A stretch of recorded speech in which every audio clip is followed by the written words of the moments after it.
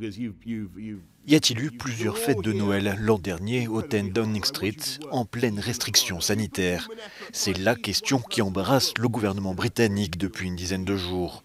Parti de révélations dans la presse tabloïde, cela semble de plus en plus probable. Ce mercredi, une vidéo où l'ancienne porte-parole de Boris Johnson semble accréditer ce scénario a fuité dans la presse. En quelques heures, la machine s'emballe, Allegra Stratton est poussée à la démission en pleurs devant les caméras.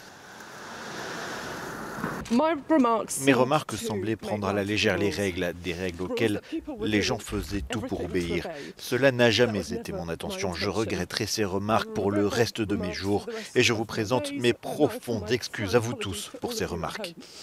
Travailler au sein du gouvernement est un immense privilège. J'ai essayé de faire ce qu'il fallait pour vous, de me comporter avec esprit civique et décence et d'être à la hauteur de ce que vous attendiez à juste titre. Le scandale se rapproche donc de Boris Johnson, un Premier ministre affaibli au sein de son propre camp par ses révélations. Devant les parlementaires, celui qui nie la tenue de telles fêtes depuis le début de l'affaire tente de trouver une sortie de crise.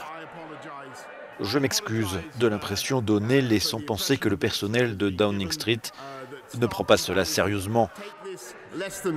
Je suis moi-même écœuré et furieux à ce sujet. Mais je répète ce que j'ai dit.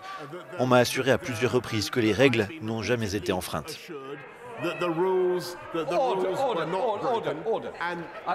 Selon deux instituts de sondage, les Britanniques sont désormais majoritairement favorables à une démission de Boris Johnson.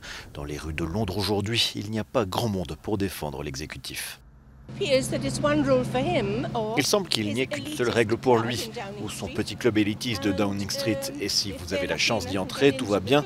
Mais si vous n'en faites pas partie, vous devez respecter les règles comme tout le monde.